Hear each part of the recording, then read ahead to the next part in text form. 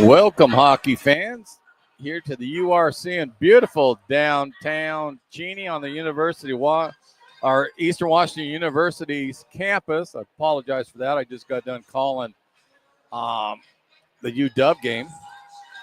But tonight we got USC against your Eagles.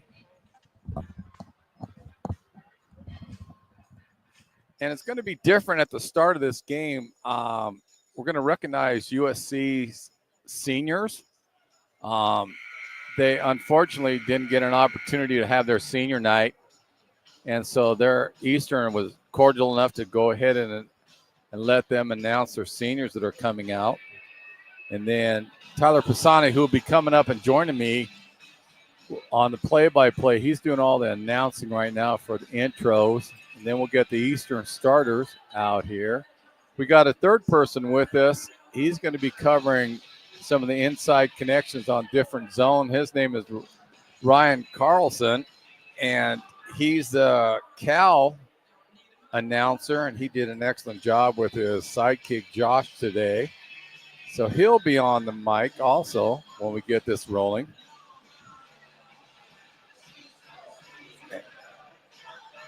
So we will get this rolling here in a minute.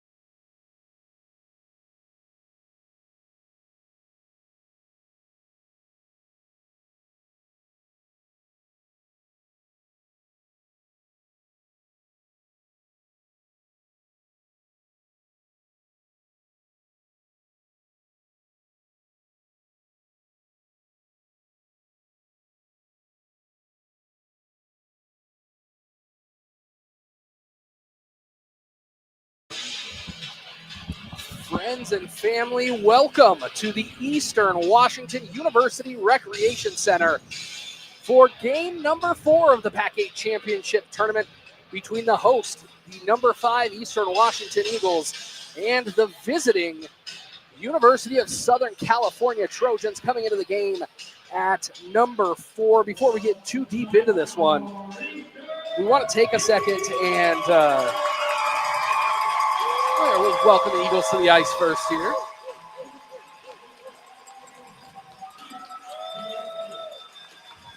But before this game, we're going to recognize the seniors from USC. Unfortunately, their game down in California got canceled about 30 minutes before they took the ice because their opponent didn't show up, so their seniors didn't get a chance to get recognized. So we want to take just a moment to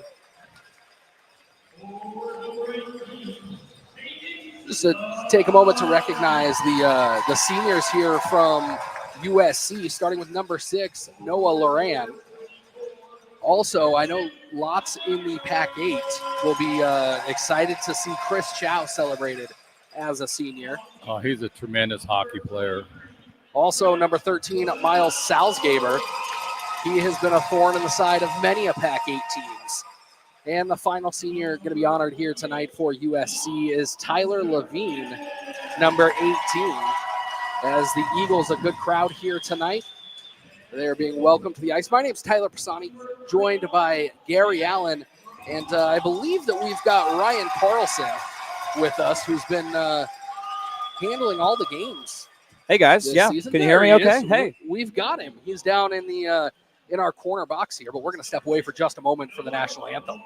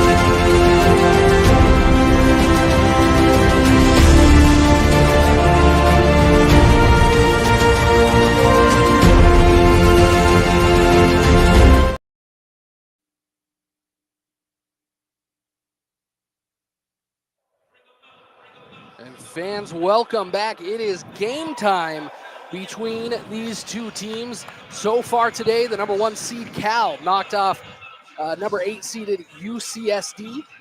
In our second game, it was the University of Washington, the number 2 seed, knocking off the number 7 seed Washington State. And in our last game, it was Western Washington, the number 6 seed, falling to the number 3 seed of San Jose State University. Gary, you've been here all day. Yes. Give us the highlights of the first 3 games. Well, it kind of went on script. I really enjoyed that San Jose game against Western Washington. But I'll give the Trojans a lot of credit. They gave Cal a pretty good run for about 2.5 periods on that. And then Cal used their speed. And, WSU gave UW a battle also. It was pretty tight throughout most of the game. So it's actually been excellent hockey. And I'm hoping this game pans out the same way and the Eastern plays like they can. Well, Ryan Carlson's joining us. Ryan, you've been here all day calling all 3 games. What have been your highlights so far? Oh, man. Well, like Gary was talking about, goaltending has been great all day. We've had a lot of high-quality goals as well. And, no surprises. The 1, 2, and 3 seeds have punched their ticket to round 2. And this has been the most anticipated game of the day, these two, the 4 and 5 seeds of the tournament. The stands are packed, and this is the most exciting atmosphere. It's dark out. It's prime time. But some highlights of the day. Oh, gosh. Kind of put you on the spot there. Yeah, a little bit. I got to go look at my notes and because my memory is that of a goldfish. Well, Ryan, there were several, really highlights of it. I mean, I'm not trying to rescue, but there was. Gary, cover for me. Some unbelievable Cover for me goaltenders. And some of the shots that went in, it was great. But this has nothing to do with hockey. But how was that hot dog, Ryan? Did I steer you wrong on that? You did not. That hot dog was so good. I was starving. I hadn't had anything since breakfast, so I devoured that thing. Thank you, Gary. This PAC8 tournament's got everything. Hot dogs, cowbells, T-shirts out of guns, popcorn, and, of course, some of the best hockey on the West Coast. We're underway here, just over a minute into this contest. And it's Lusk that's pushed into the wall for Eastern Washington. He's got a battle behind the net. Feeds it out front, a good pass. But there was Chris Chow, as we mentioned, a thorn in the side of many in the PAC8 for the last few years. And there he was making his name heard here early on in this one. And that's an understatement, Tyler, with Chow. He's been a pain out there, but he's an outstanding hockey player. That was not any kind of derogatory remark. He's just great. You see him right there. He brought it in, started this play, and a big save by Eastern Washington's netminder, Sam Brash.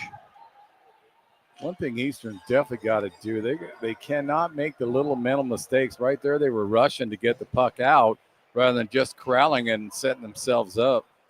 And in net for USC is Walton Chansey, number 1 for USC. Ryan, you get to see these California teams a bit more than we do. Is there anything on this USC team that the viewers out there should keep an eye on? Well, you talked about Heath Chansey, goaltender for the Trojans. This is his 4th season with the Trojans, and he's been around a while, played under head coach Jerry Toy for a while. He's been solid for a while. So the USC will have to lean on him as a backstop to this game tonight. And like you mentioned already, Chris Chow has been a top guy for them over the years.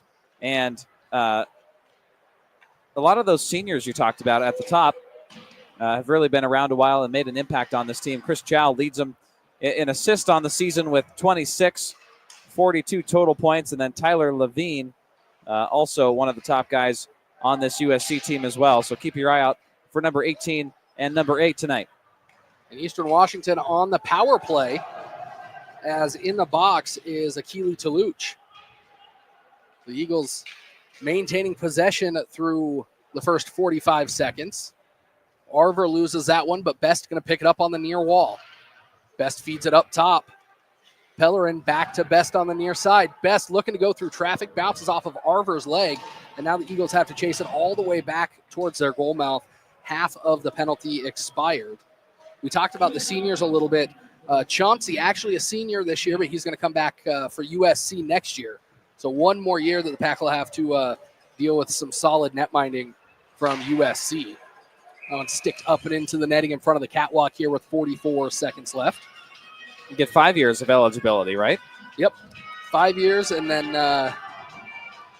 this group should be the last group that has that COVID year. They got an extension due to the missed season. That's right. So that'd be 6 years for those guys? Yep. Wow. Lots of college hockey for these guys. Oh, yeah. Get their fill for sure. Eastern controls the face-off as they bring it near side. Back up top now to Lusk. Lusk leaves it off for Bunch. He almost loses it. A bit scattered, but Wells able to knock that one back in. First player there should have been Kocherek, but Eastern able to get there, and that puck floats towards the blue paint, and Kocherek doesn't like how close the Eagles got to his netminder. One thing I'm really hoping Eastern does, they keep themselves spread out. They did a great job of that down in Pullman last Saturday, and here at the URC Friday against WSU. When they play spread out and they move the puck quickly, they're a force to reckon with. It's just sometimes they have a tendency to cluster up, and that's where they run into some difficulties. Battle for the puck in front of the far corner in the shadow of the U.S. curling banner that was hosted here at the URC a few years ago. Fantastic facility here to host the PAC8 championship tournament. We got word that it'll likely be back here again next year. as the teams and fans enjoy the atmosphere. We had the skills comp last night. You and Ryan handled that one very well. I tried to be helpful on the ice. I most definitely was not. No, hey, we tried it out. You were extremely helpful. And, man, when you said last night, I almost thought you were wrong. It feels like a week ago. Right? It's been a busy day here in Cheney. Stevenson lays out a man in the middle of the neutral zone, maybe a little late, but the officials keep their arms down. Different set of officials than the last game that was out here, the 6-3 game that had a whole weekend's worth of penalties. Yeah, they had their hands full, actually. High dump down into the corner. Flood going to give chase. Arver runs over a man but misses the puck, and now here comes USC the other direction, touched up in neutral ice. And Artunian, the one that's going to chase it towards the near post. A good stand by Eastern Washington. Artunian still battling for it, and finally that puck up and out of play with 14:44 left in this opening period. That was a great job of recovery by Josh Boot on that one. If he wouldn't have stretched out and took a dive on there, USC man looked like he was going to cut in front of the net. Great job by Boot to recognize that. Yeah, he did the human Zamboni move there. Did Boot against Artunian, who was looking for the shot the whole time, and he ended up shooting it right into Boot's pants at the midsection on that opportunity. Eagles come away with possession off of that faceoff for the moment, but it's chopped into the USC end. They're going to say that was chopped after or before the center line, so we'll have an icing, and it'll head back to the shadow of the scoreboard. Eastern 3 shots on net already. USC with just 1, but still early goings in this one. Tomorrow, games at 3 o'clock and 7 o'clock. The winner of this game will play Cal in that early game at 3 o'clock. The 7 o'clock game will be the number 2 and number 3 seeds, University of Washington and San Jose State. Ryan rescued me today on that one. I thought it was a 5 o'clock game instead of a 7 o'clock game. So I know like no one got confused because Ryan stepped in right away. He said, oh, no.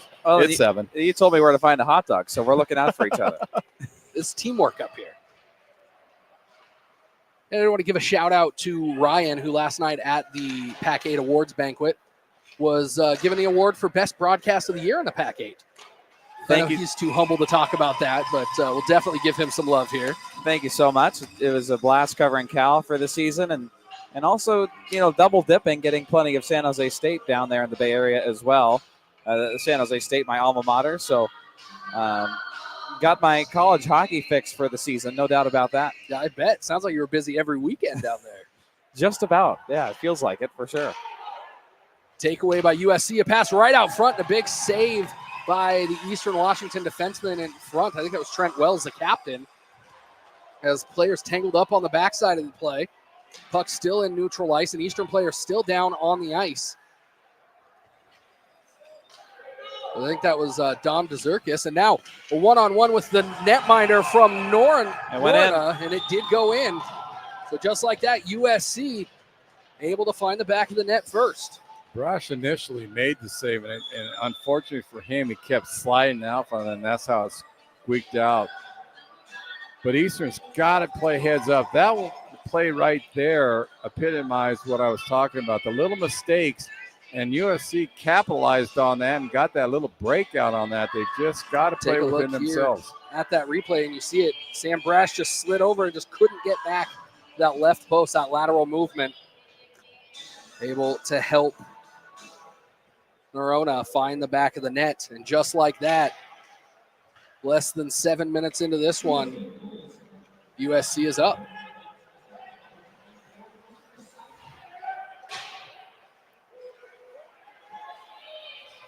Eastern just has to stay within their system that they've actually improved in the last 3 weeks that they implemented. When they do that, they're skating really freely and they're anticipating where everyone's at, and it's been working solidly for them. They just got to remember to do that and quit chasing people. So that goal officially Norona from Sipe, putting USC on the board first. Both teams level with 3 shots so far in this one. And I'm looking at the stats here. According to elite prospects in the ACHA stats. Norona's only been in one game this year for the Trojans, and it's his third season with USC. So making a name for himself in just his second game here for USC this season. Heck of a goal, heck of a way to make yourself known. That was a great play by Brash on that one. Again, it was a EWU turnover right in the slot. Again, a second turnover. Eastern's just got to quit chasing USC right now. The coach had point blank shot there, but Sam Brash had him fooled.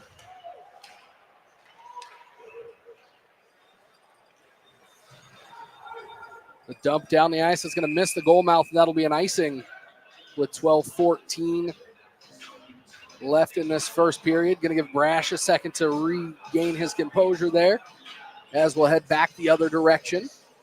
This one will be stick side of Chansey, the USC netminder. Brash has played extremely well for Eastern this year, even though he was hurt for quite a bit of the season. But when he came back, he's just been on fire. And Brash comes into the game with a .884 save percentage, a 3-2 record on the season. We'll have another icing as that one skirts past everybody.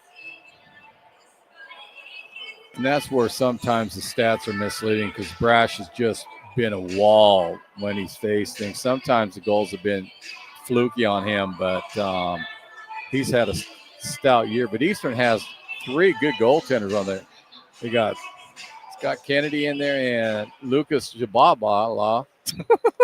Chichubiawa. I did better before tonight. I can't believe it. Ryan, you didn't help me out on that one, but you didn't know I was going to try to say his name. Yeah, that was a curveball there, Gary. He was the netminder in the breakaway challenge last night, and seemed like he was having a great time out there with the boys. He was enjoying the heck out of himself. Chuchabala, he's coming back. He's only a freshman. I already told his folks, give me 3 more years, and I'm going to get that name down tight. How do you say it again, Ty? Chichubiala. Chichubiala. Yeah, and I have no idea why I cannot pronounce that. I've written it down several different ways to get that correct. There's too many syllables for you. I don't know what's wrong. It's kind of like your mask because I'm going with that on my pronunciations. So both of these teams looking for that breakout pass here, but just not able to find the tape of a stick for either team, really, because we're just playing ping pong back and forth 200 feet. Well, it seems like both squads are tentative right now. They don't want to make that mistake, but that's hampering them with trying to get their systems going. You see that? Even a face-off win by USC. They have to take all the way back behind their net. Now some aggression by the Eagles. Loran touched it up on the far side, looking to bring it up the ice of Sipe. He has a man in the neutral zone. Instead, it's Dom DeZerkis. He looks to make one man miss, does, but can't get past the second one, and he's knocked down in the center of the zone. Bringing it up is Arutunyan, and he has it knocked off of his stick at the last moment. That was Trent Wells that's stretched out for that one. Nice job by him, or that would have been a break. Sipe with it, backhands it down along the wall, looking for a man out in the center. In Eastern Washington, letting USC float free in between those hash marks all the way up to the blue line. Yeah, it's like the slot in. They're just not converging on them.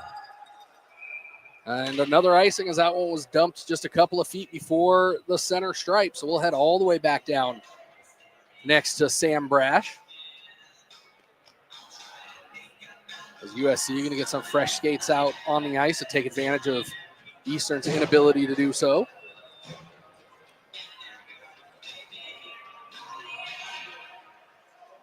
Eastern got 3 shots pretty quickly, but hasn't been able to put the puck on the net in the last 5-6 minutes here.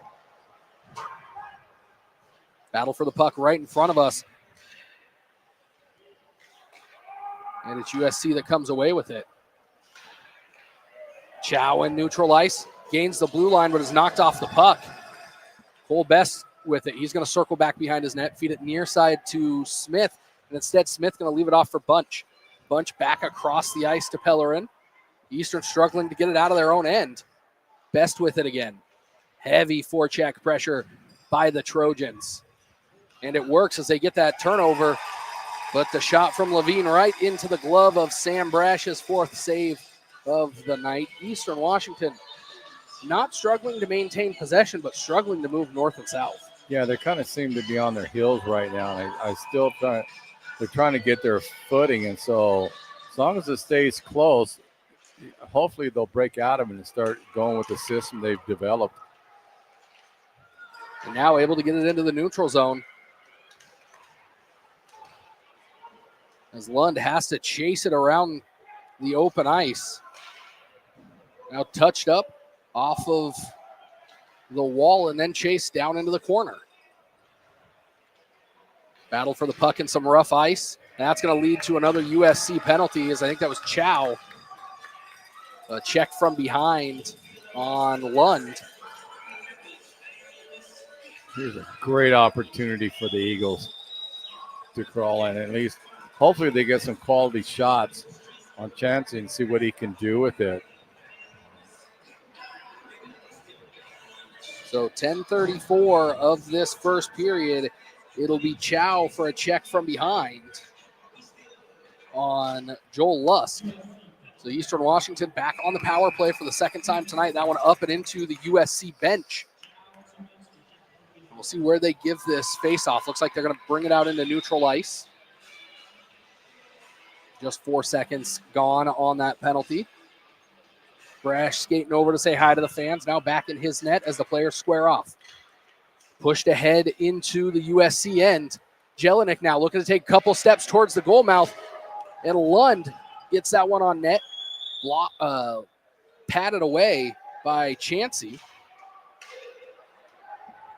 And that one chopped down the ice. Brash out of his net, has to be careful with it. Able to get it over to his own man on the far side. Circling behind the Eastern Washington net as well as he's going to bring it across the blue line. Has his head up, dumps it down into the corner. Gives his team a chance to chase, but Sipe going to get there first. Couldn't get it out. Lusk now makes a couple of moves, thinks about the shot, goes near side to Bunch. Bunch a swing and a miss. He's got Wells up top. He's knocked off of the puck, has to go back behind the net to Lusk. Lusk to Jelinek. And Chancey read that one well. And a big save by the senior netminder from USC. Eastern finally able to get some pressure on the net, but mostly because there's only 4 USC skaters in those black uniforms. But what Eastern really did well on that one, they were cycling a lot better than what they have at the start of this game. So that bodes well for them. They can keep moving that puck. And they do that well. Best to Pellerin. Patted away, but right out front, no white uniforms there. So USC just going to send it the length of the ice. I think that was Loran that got put into the boards after he got rid of it. Yeah, that was Arver, and that's his game. He's an extremely physical hockey player. You got to do something with that 6'2" frame. Flood on the right side. Thinks about sending it out front. Carefully uses his body there to protect the puck. Now back to Flood. He's had his moments in these tournaments. Pellerin back to Flood. Flood takes the shot into the midsection of Chancey. But it was good to see that the Eagles floated 2 guys in front of Chancey to see if they can block some of his sights. So that was good to see because I'm a real firm believer in that. If you can get some track in front of the netminder, it makes their job just a little bit tougher. 23 seconds left on the power play for the Eagles. And USC wisely dumping that one all the way down the ice. Brash can't handle it, but he slows it down. One more trip, 200 feet for Eastern Washington. And we talk about this a lot on both sides. Even when Chow comes out of the box, USC still going to have some tired legs out there having battled for this power play. We call it the power play hangover. So if Eastern Washington can keep up that pressure, especially in the attacking zone, it'll be tough for them to get those fresh skates on the ice and maybe extend some of that power play pressure for a little longer. Ryan, what's your take? How are you feeling this game out so far? Well, early on, there were a few turnovers down here on the end of the ice. The third of the ice that I'm surveying, really, that I have a good view of. Eastern Washington has tightened things up since then. Art Arutunian took advantage, and that's the only goal of the game so far.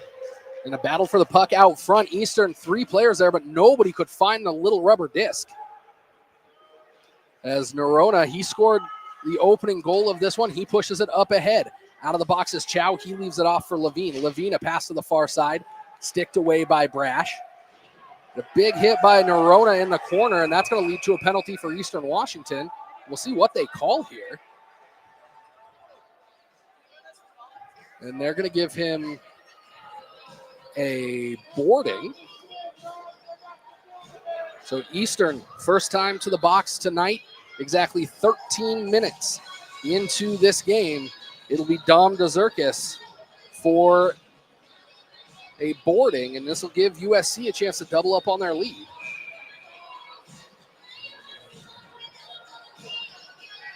This is one thing Eastern has got to stay away from. They've got to keep out of the penalty box. That's been a thorn in their side for the last 3-4 years, to be frank with you. You know, the goal is to not be the most penalized team in the nation, and they've not accomplished that goal several times in the last couple of years. This year, they've gotten a much better handle on the penalty situation, especially in key moments in the game, but still a problem for them. We'll see if they're able to kill it off. USC doing really well to cycle the puck. Players tied up behind the net, and the fans here very upset. Shot taken, rocketed off of the window behind the cage. Well, it was Roach that was on the ground, and the USC player wouldn't let him up.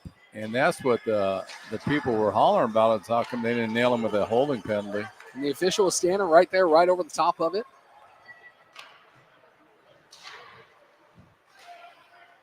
Levine has it. He's going to lay it off to his own man on the far side.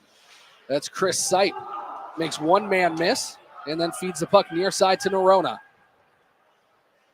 Nerona goes down the wall to Levine. He circles the goal, pushes it back up top. Sipe with it, thinks about the shot, passes it over to the far side, and Eastern are going to dump that one. A good ricochet there as it goes towards the goal mouth. And USC not in a huge hurry as they're trying to get some fresh skates out onto the ice. 35 seconds left on the minor penalty to Dom DeZerkis as USC gains the zone, fires it around the yellow runner to Arutunyan. And again, take it away. Bad bounce off the wall, but nobody there from Eastern to make Chansey pay for that as it goes all the way around to the far side again. Pellerin going to pick it off for Eastern Washington. That's going to go all the way down. One thing USC has to be careful of with Eastern on the penalty kill, they like to go offensive when they're man aggressive. Down. Well, they've had a lot of practice at it, to be honest with you, but they do a really nice job. What a sequence there by Arutunyan. And I didn't see who the second player was, but some good passing and a good shot off. Not able to beat Sam Brash on that one. And that'll be another penalty hit for USC. As there was a player on the breakout for Eastern that was drugged down from behind. I think that's Badalian.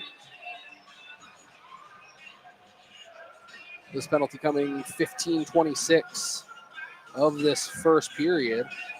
Badalian for a hook, and Eastern again getting opportunity time and time again in this first period, but not able to make the Trojans pay.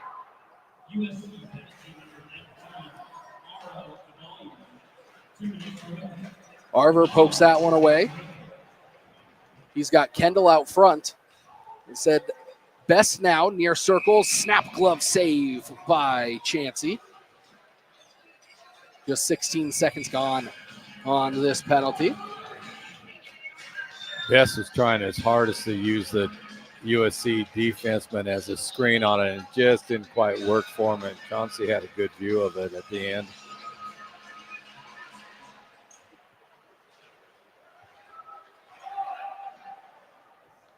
Battle for the puck in the low corner in front of the hot seat. Levine finally gets his stick in there and pokes it away, but to an Eastern player, that's Flood that feeds it up top. Pellerin, backdoor Carson Kendall. And they're going to say that didn't go in. What a save by Chansey for USC. We'll see if we can take a look at that on the replay machine. Yeah, I like to see that again. Yeah, the puck fed up to the top of the zone. And then a scrum down low, backdoor Kendall. I don't know how he missed that one, if he banged it off the post or off the crossbar. It looked like rather than just shooting it, he was trying to aim it. Looking at that replay, that's exactly what it looked like he tried to do. So still a 1-0 scoreline in favor of USC, despite the chances by Eastern Washington on this power play. Brash not ready for that one. He's out of his net. Now he's got to play defense. Almost a disaster for the Eagles, and now here comes DeZerkis along the right side. He flips that one back up to the top of the zone.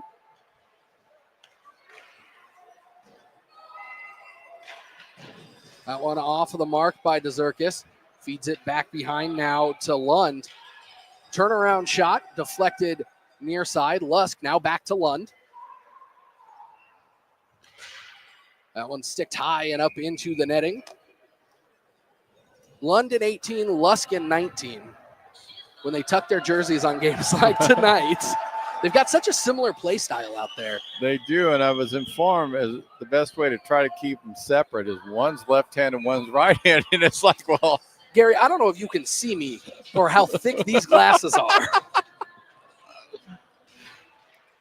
Ryan, from your vantage point, it looks like Eastern's finally getting control a little bit. Well, an opportunity here for USC. And a big save by Brash on Tyler Levine's breakaway. But go ahead with your question there, Gary. Well, Ryan, from your vantage point, it looks like Eastern's finally settling a little bit more and putting more pressure on USC. Granted, they have the man advantage, but they're getting some quality shots now. Yeah, you're exactly right. The play hasn't been over in this end very much at all the last 5-10 minutes or so. And Eastern Washington has let the nerves dissipate and have gotten the chances on the other side. I don't know how that wide open net opportunity didn't go in. He must have banked it off that left post. I thought for sure it was in. It looked like that kind of surprised Kendall a little bit. The fact that his stick was on the ice, the puck came to him, and all of a sudden he had a wide open net. He just kind of hurried it a little bit. Well, I think the most shocking part of that is Carson Kendall won the accuracy contest yesterday. He's the only one that knocked off all 4 targets. And I was going to bring that up, but I didn't want to try to rub it in. I just think it caught him off guard, and rather than just shooting it, he decided he was going to try to aim it, and that's what got him in trouble. USC's back in the box again. I think that's Chalo that got called. Looks like that one's Phillips, I think. Okay. And I think it was for a hold. So Phillips with a hold. And Eastern Washington, their 4th power play of this opening period, but still unable to find the back of the net. And as I say that, 2 steps in. Was that Frank Flood? I think that was Frank frickin' Flood. Yeah, there you go, buddy.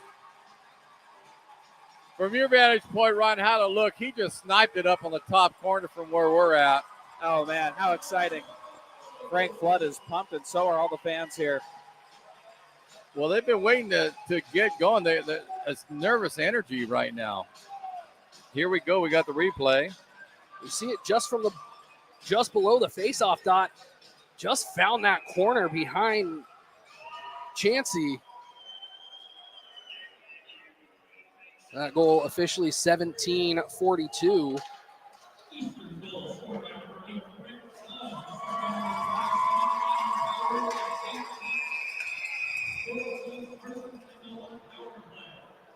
Well, you know, Flood doesn't want to see his career end because with a one and done, whoever loses tonight, it's over with, and he's a senior.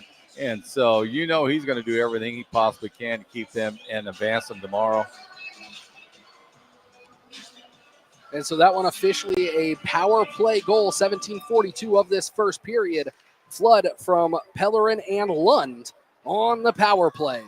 And it wouldn't be a PAC8 championship tournament without Frank freaking Flood, Gary. Yep, there's no question about it. And I like this line that they developed with Carson Kendall, Frank Flood, and Robbie Arver out there, because Arver's the muscle, and he's going to get in front. He's going to cause a lot of havoc for the D-men. And so it was a great call to set them up. Now Dezerkis on the right side.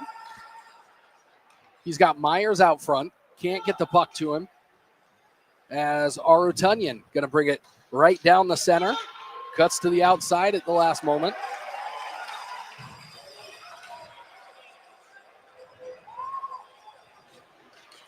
And Myers able to carry that one literally into the zone for a couple of steps. Still battling, stuck at his feet. Myers not giving up. This one slips away from Lund. And that's one thing I love about Sterling Myers' game is he does not quit. He just constantly goes. In and out of the glove of Brash. High dump, pushed ahead. And Jelinek, watching the puck, runs right over the top of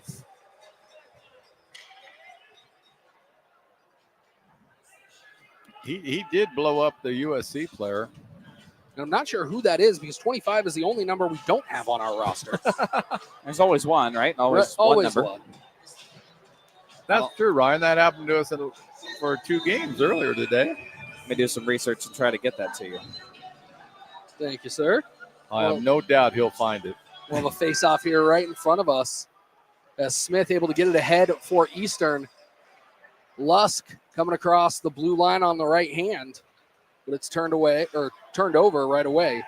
As Sipe now carries it all the way down into the Zamboni corner. He's got black uniforms all over, and that's going to be a penalty against Eastern Washington. We'll see what they get him with. Maybe a boarding as Sipe was starting to go down. I think Sean Smith is going in. Check from behind for Smitty. This penalty coming 19:28. I'll give Smitty credit. He's pleading his case. But yeah, I think he knew he was going to get nailed with it. I mean, I definitely think that was a penalty. It's tough with the check from behind when the guy's spinning around in front of you. You're trying to line up a check. But looked like he was kind of going down in the process of that already. So now for the second time tonight, USC on the power play. And they're going to try and end that power play here before the break. Levine at the top of the zone. Skates atop the PAC8 logo, tipped just wide of the net by Salzgeber out front. Pushed back up top to Sipe. USC passing it all across the zone, looking for a tic-tac-toe goal. Lund looking to wind somebody up. Another free-floating USC Trojan right at the slot. That time it was Chris Chow, lucky for Eastern Washington. He did not find the back of the net there. They were cycling extremely well on that one. You got to give tip and cap to USC. They knew they only had a minimal amount of time. They did a good job of attacking. So after the first period here, it is all knotted up at 1. Eastern Washington out shooting USC 16-9. But it's number 9 that'll sit in the box to start the second period, as Sean Smith was given a late checking from behind minor. The goal scorers in that first period for USC was Dylan Narana, and for Eastern Washington, it was Frank Flood. So we'll be back, a short intermission here for this game. Just 11 and a half minutes before these teams are back out on the ice. You're watching PAC8 hockey.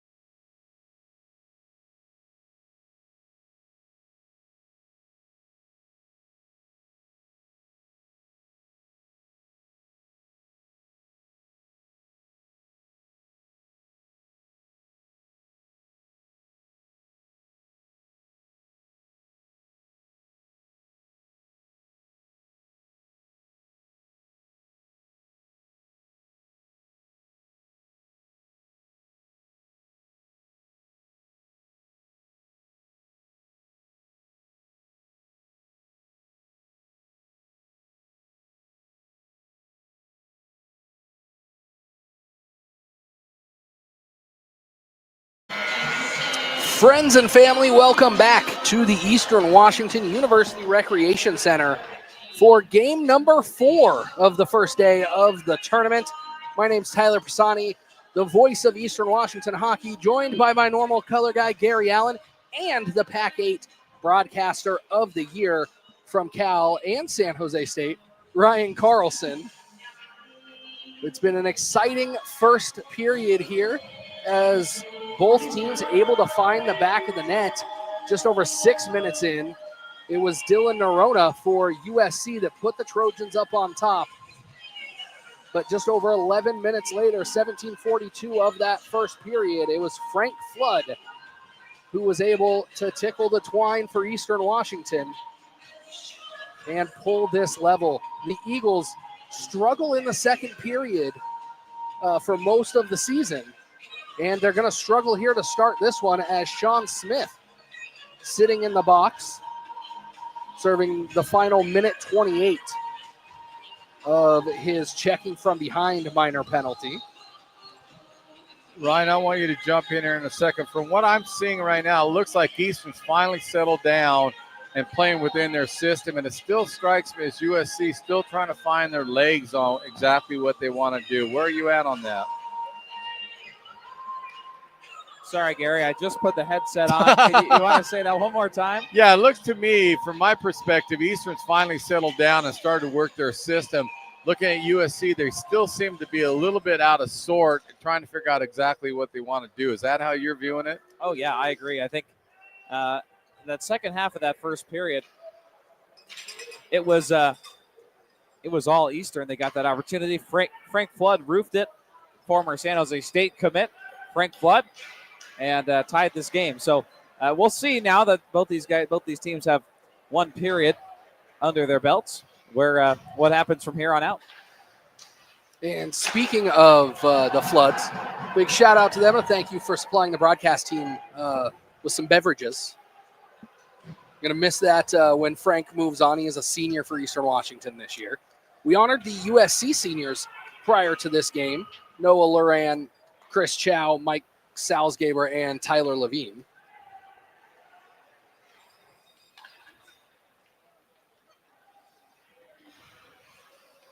But what I really like what I was seeing Eastern do, they kept they spread themselves out again, and they started to move the puck rather than just holding on to it. And when they do that, they're very effective. Great save by Brash right there. Kicked it off of his blocker.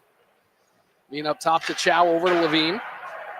Two seniors that we were just mentioning. Two of the top two scorers for this team. So they're really looking to make their mark in their last PAC8 tournament. This one chopped up ahead. Eastern struggling to get it out of their own end of the ice. Finally able to, but only by a couple of feet. And now here comes Eastern the other way. Smith out of the box. Cuts to the right side. Puts that on net. Swung at by Chansey. I think that caught Smitty a little bit off guard. I don't think he realized Stevenson was trailing on him, and I think he thought he was all by himself. Smith did the right thing, though, there in throwing it low on the netminder, looking for a rebound. Yeah, just took no kind of question. a weird bounce up into Chauncey's kind of midsection. It didn't bounce out like Eastern expected it to. Yeah, and Smith would have had trouble picking him up, and if Stevenson could have somehow gave him a clue that he was behind him, he might have decided not to. But you're right, Ryan. That was a good shot by Smitty. And every youth coach that's watching us right now is screaming, he should have been talking. And now Brash having to knock a man out of the blue paint as that puck bounces out into neutral ice. Some pushing and shoving in front of the Eastern score box. But Kendall able to get a stick on it, at least slow down the momentum. Pellerin now turns up the wall. He's got it to Lusk, high and off the glass. And Kendall knocked away just slightly. He was looking for an interference call there. The official just a few steps away says no, nothing doing. As this one's going to roll towards Brash's net. Pellerin shields it as it'll be an icing with 16:54 left to play in the second period. But Pellerin did an outstanding job of that. He knew the USC guy was breathing down his neck, and he just kind of slowed up just a hair so they wouldn't wave it off. and kept his body in front of the USC player and got that icing. Great heads-up play by Adam.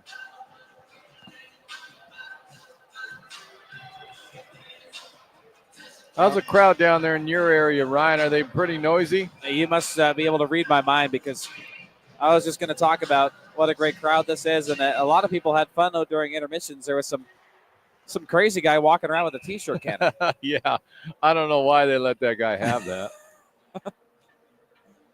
That was fun to see. Is that an every game thing you guys have here? We try to do it once a month, once every other month.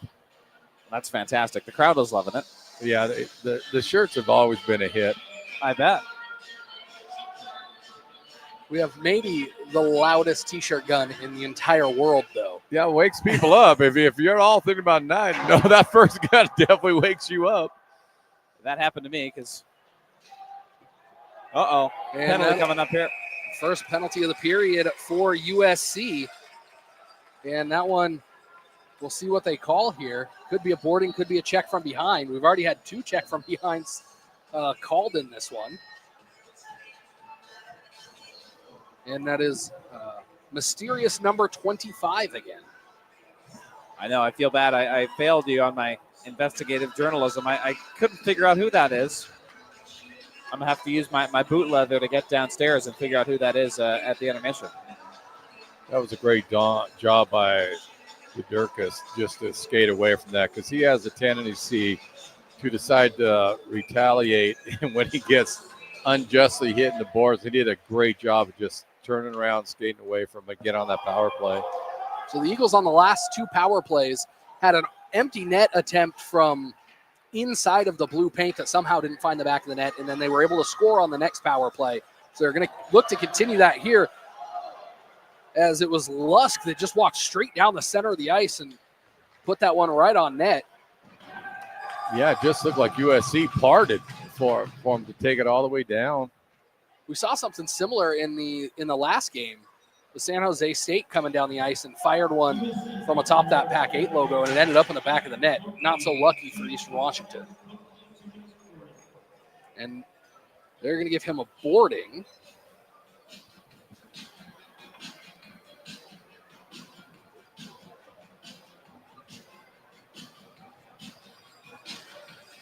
So 121 left on that minor penalty.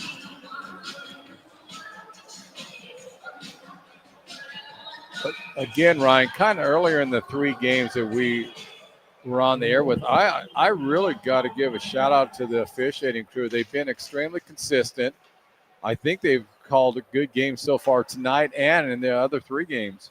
I was going to say that earlier. Yeah, I really liked how the officiating's been even keel this game, and really all day long. There's 2 officiating crews here for the tournament, and so 2 games each for those crews today.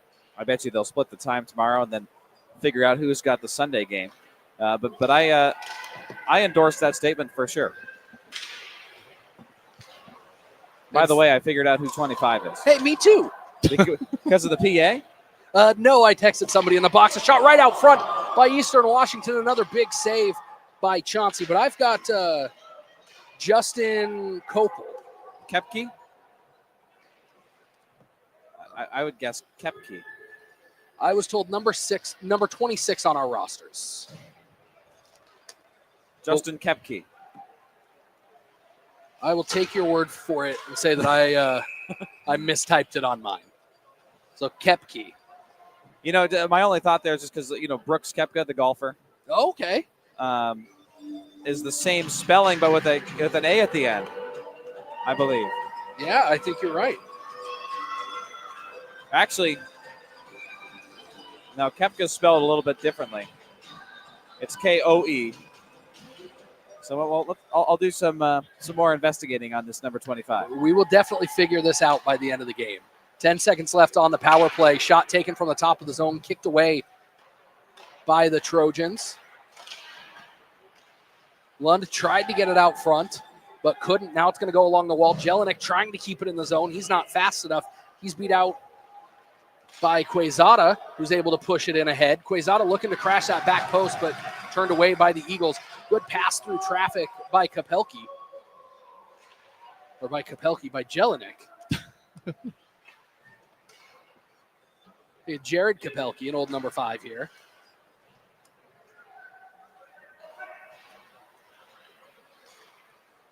Tie up in the neutral zone, and Quezada able to bring it across the blue line, at least for the moment. And Myers fired that one into the corner. I don't think he saw Smith crashing on the far side. Or that was Lusk, rather.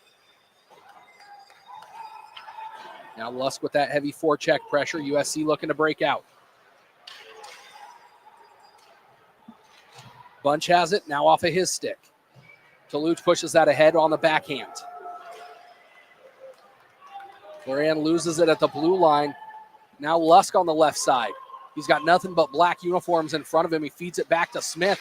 Smith trying to chop at it through traffic. It ends up in the midsection of Loran. And boot hit hard by Battalion, I believe. Roach chops that in. Former Washington State player. Came over here to Eastern Washington last year. Thompson tried to pick a spot, but Chauncey again quick with that glove. And we'll have another stoppage. Exactly 13 minutes remaining in the second period. Eastern Washington with all of the pressure here as of late. 23 shots on net for the Eagles, just 12 for USC. 27 minutes into this contest.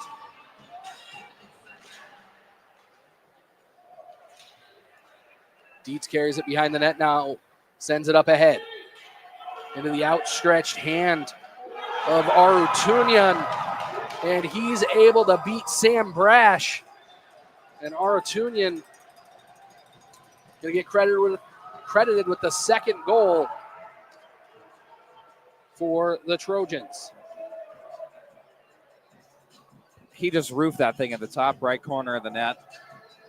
And that was just a perfectly placed shot. Not much you can do if you're Brash. That was just a well-placed puck. We'll take a look at it here on the replay machine. As you can see him coming down the ice. And just snatched it out of the air, got across the blue line, used the defender, Cole Best, as a screen. And just like that, doubled up their score, put USC up by 1, 7-10 of the second period. And that's a tough break for Eastern because I really thought they had all the momentum going for them. They were really attacking USC really well. And we'll see how they can recover off of that goal.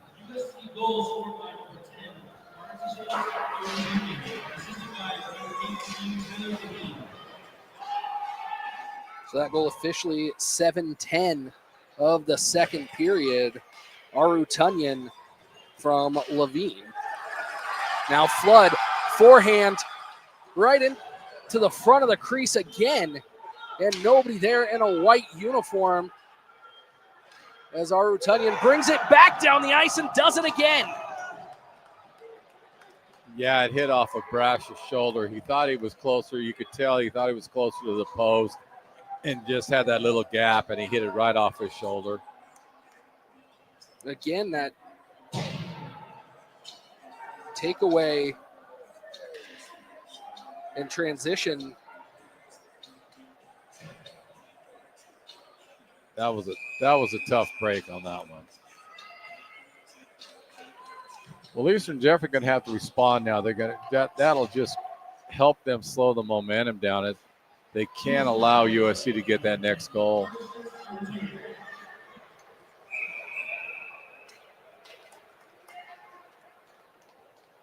That one unassisted.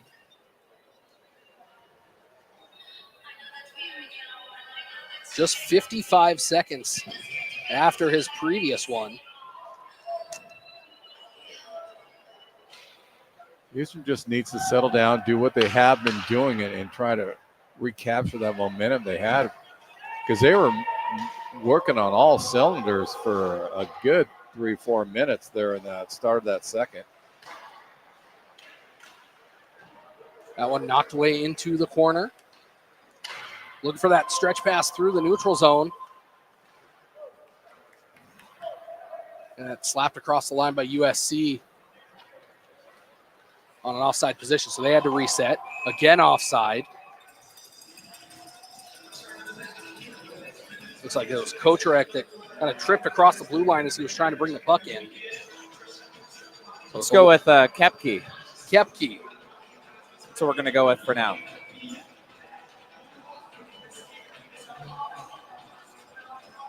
So I believe he is 36 on our rosters here at the URC. But 25 in his uniform. Yep.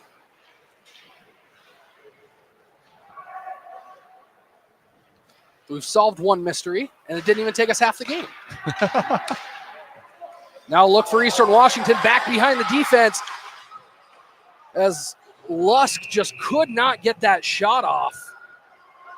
And looks like Smith going to get called for a slash at the end of this play. I want to see that on the replay on that one. I know that he went by the netminder, but it didn't look like he blatantly used the stick at all. I think he was just trying to push it in. He thought the rebound was coming.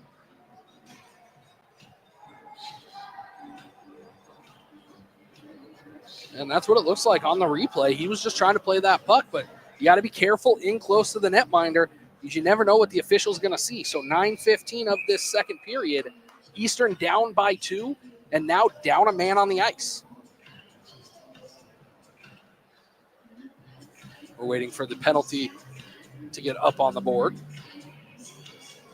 And there it is. So 10:45 rather left in this second period. USC going to get their first power play of the frame.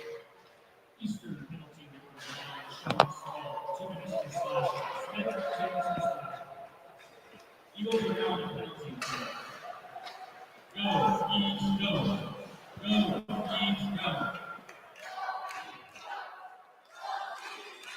hear the crowd willing their team on here. But USC in control here as of late.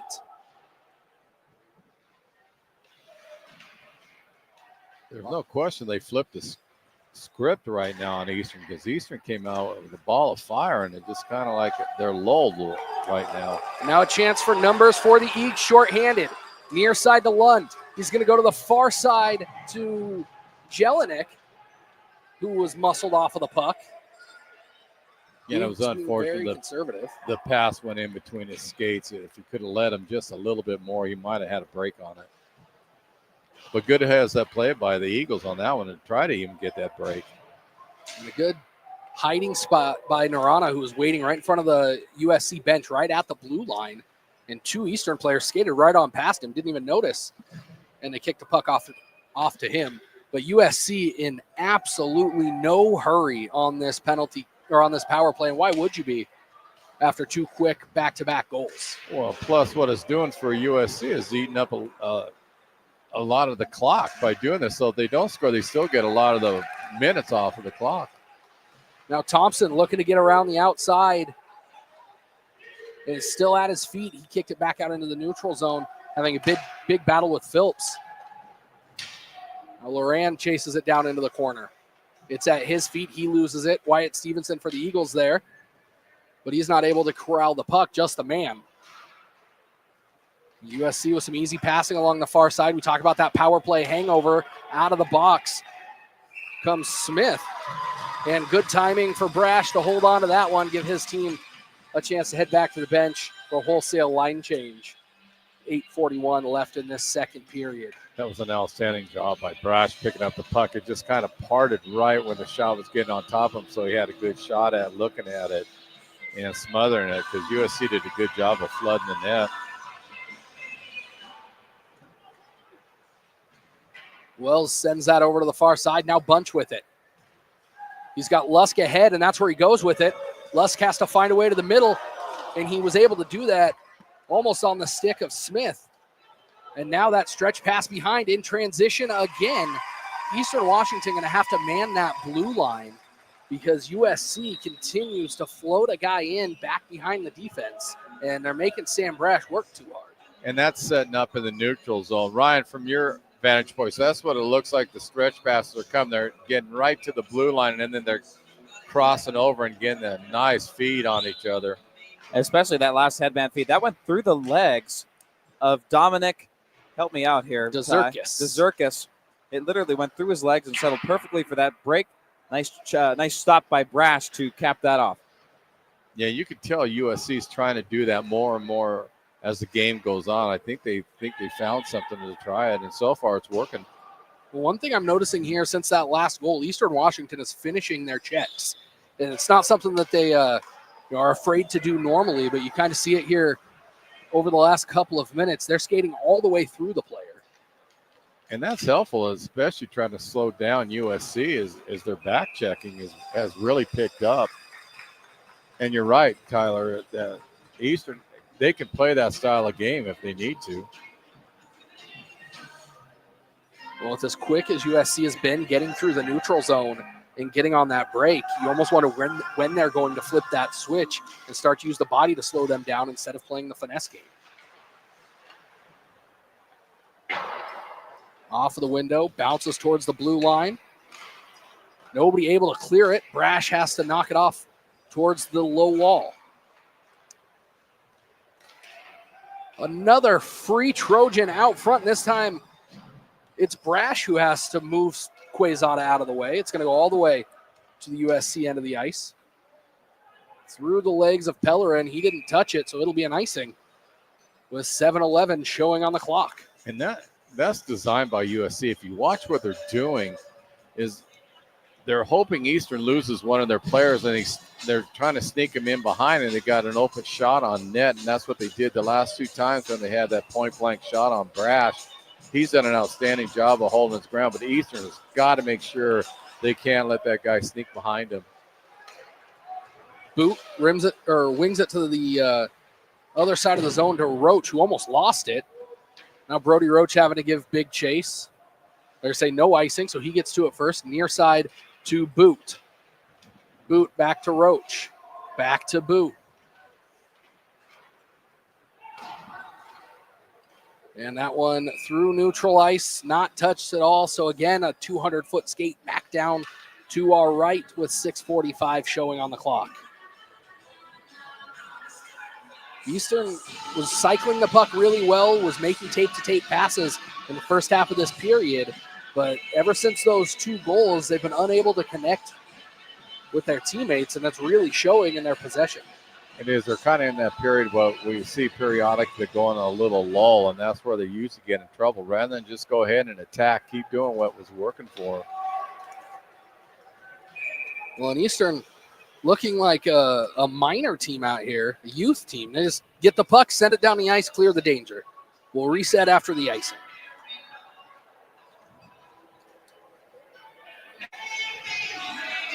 The passes, you're right. You hit that on the head, Tyler. They're just a little bit off right now.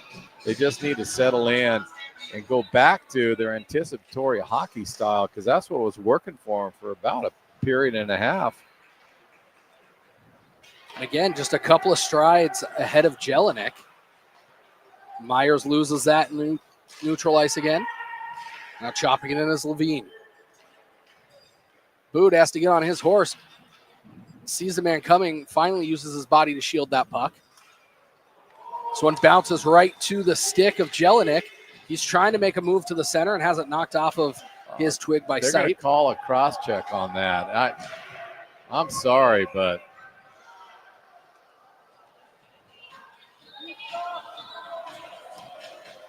Ryan, did you pick that up because that was more toward your end? Did it look like a cross check to you? I got to admit, guys, I didn't see the play. I'm trying to rewind my screen here so I can get a look at that replay. That was an extremely soft cross check if that's what they went with. Here, we'll take a look on the replay machine. I didn't see that at all. Looking at my replay here. And he did have both hands on the stick, but I'm not sure that he actually made contact with the player there. But these officials calling this one a little tighter here in the second period for both teams. And that's surprising to me because really it hasn't been that physical of a game. It's not like the Western game earlier where if they didn't keep control over that could erupt. But, yeah, right now it's been a pretty easy flowing game. Saucer pass up to the top. Now to the right side. Almost a shot pass there, and unfortunate for Eastern Washington, but what a tip up and over the top of Sam Brash. And I believe that was Norona with his second goal of the contest. 14:37 on the power play. And an unlucky bounce for Eastern Washington, but it makes them pay for the penalty. And just like that, USC takes a 4-1 lead over the hosts here in Cheney. I think it's getting time where Eastern's going to have to start taking some controlled chances to try to get their offense back in gear. Again, don't do anything radical, but yeah, you might want to take a few chances, say, okay, this is what we're going to go to. They're looking for that cross ice pass there, which usually works for them when they're on. And Stevenson beats out the icing. He's got Thompson near side. Thompson back to Stevenson behind the puck, or behind the net, mishandled as Nickish chases that one down. Thompson tries to beat out the puck. It'll be Wells on the near side. He puts that goalward, but off of the midsection of Choi. Foley has his pocket picked, and they're going to call that offside as it came just across the blue line before Thompson was able to corral it. So we back out into neutral ice here. 4:39 showing on the clock. I don't know about you two gentlemen, but it seems like Eastern has went and they're starting to play tentative. They're not, again, their flow is really calculated rather than just going to where the open man is. They're playing really, really tight. Is that how you're viewing it, Ryan, from your area? Because it just looks like they're extremely tentative right now. Yeah, a little bit, and just some passes aren't connecting like they should. A few minutes ago, there was a play behind the net where they cycled it back down low. Here's a chance here. Oh, that was an early whistle. That puck was loose, and they blew it way too early there, guys. Yeah, it looked like it was definitely free. So, yeah, just not as crisp and as clean as they need to be are the Eagles. And USC's jumping on that fact. Passes are not tape to tape. And they've shown flashes. It'd be big for Eastern Washington to try to get one before the second intermission. Yeah, no question about that. But no doubt in my mind they're playing cautious and tight right now. And they need to get back to their style that works for them. And now we're going to make it all the way past that end line. I know Eastern Washington going to pick it up. No leaving it to chance. They're just going to send that one high and dump it down to the other end of the ice again. Not really sure what Eastern's trying to accomplish with this dump and chase from 180 feet away. Well, it'll work, but they have to make sure that player's actually going to chase it all the way in rather than the hesitation. And again, it goes back to playing tight. And I haven't seen this out of the Eastern squad for a long time.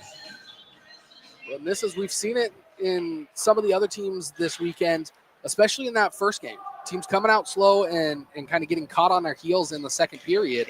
And we're seeing that with Eastern here, and they just haven't been able to recover.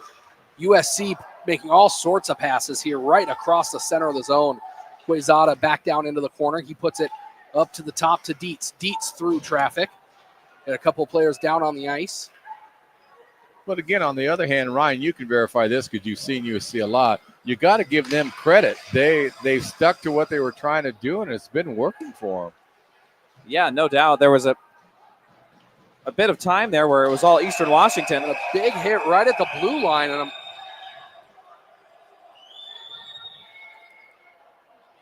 And he had, that looks like it's Salzgaber.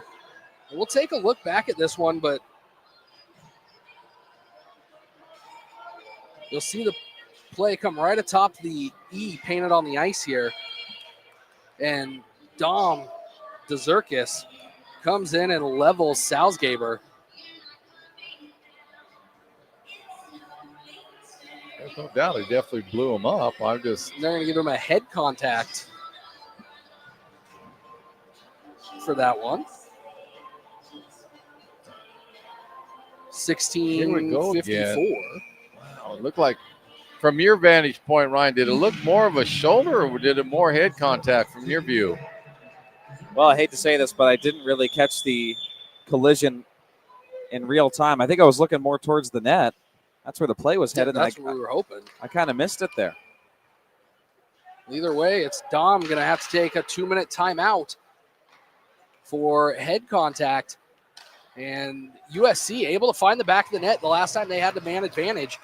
This is going to be imperative for Eastern Washington to keep this score at 4-1. One kicked away. Near side, big save by Brash. Just got enough of it with his glove to keep it out of the back of the net, and the crowd's letting him hear it. Yeah, Brash did a great job because he was sliding a little bit too far, and he stuck his glove out there right at the end and knocked it down. Excellent heads-up play by him. Just over a minute left on the power play. Here comes Chow. Knocked away, back up to the top of the zone. Levine has it. He's looking to go through traffic, and it gets tied up in the slot. Smith, a high dump now onto the USC bench. The one time Eastern needs to dump it. Can't get it any further than the neutral zone. But I'm with you. This is pertinent that EWU keeps that puck out of the net on this penalty kill. They've got 48 seconds left, 1:53 left in this second period. But again, you got to give USC credit. They stuck to how they wanted to play this, and it's paid off for them. So you got to tip your cap to them. And USC coming in as the number 4 seed. We've seen it all day long that the higher seeds have moved on as scheduled, we should say. But Ryan mentioned this earlier. I mean, I think that's why this game was so anticipated and people wanted to see it, because it's a toss-up on the rankings between these two. And I know Ryan mentioned it a few times, especially in that last game, that, yeah, this could be the toss-up game. Even though the other 3 games went as people thought, you weren't really sure about this because it's a game here or a game there that they could have flopped the seedings. Exactly. It was one of the more highly anticipated games of the first. Oops, here's a whistle for something. I don't know what they're calling here. I have no idea. They called that offside. Oh, man. Can you kick that back? Because that was an interesting call. Shouldn't have never been blown dead. No, the player never actually fully entered the zone for USC. He was at the red dot when they... And I feel like we're harping on the officials, but it seems like the whistles are coming out every time there's even a slight possibility. And now you see Chansey kind of toying with Eastern Washington, playing with that puck right in front of his net. Arutunian battled for it on the corner, brought it out behind the net, broken stick. He's already got 2 today. Now Flood with it. He's got Arver up ahead. That's where it goes. Arver touches it at the center stripe, but can't control it. Still a menace. Back with the puck behind the net. Coming in is Kendall. A big hit behind the cage, but heading the other way is USC. Medallion near side to Artunian. And now Eastern looking to finish their checks again. Arver has a man down the ice. Tried to get it to him. Now Kendall tripped up at center ice. Puck behind the cage. Arver looking for it towards the slot. Flood now right in the center of the chest. Good read by the USC netminder with 13.8 to go. Eastern able to kill that penalty off. And able to get a shot on net, but You got to build off plays like that, setting Frank Flood up perfectly right in the slot, able to get a grade A chance there with a shot up high. Chansey with the answer. Only a few seconds left here in the second. So that was a major kill for the Eagles. Smith tied up on the face-off dot. The USC comes away with it. Bunch on the far side. Stick handles for a minute. 5 seconds left. He's knocked off of the puck. Physically picked up and lifted off of the puck there for a moment. And that'll be it for this second period. Disappointing period for the Eagles, but if you are a USC fan, you're loving all the action as USC able to net 3 goals in that period and pull ahead to a 4-1 lead heading into the final 20 minutes of day 1 of the PAC8 championship tournament. We're going to step away and we'll be back in 12 minutes with the conclusion of this one.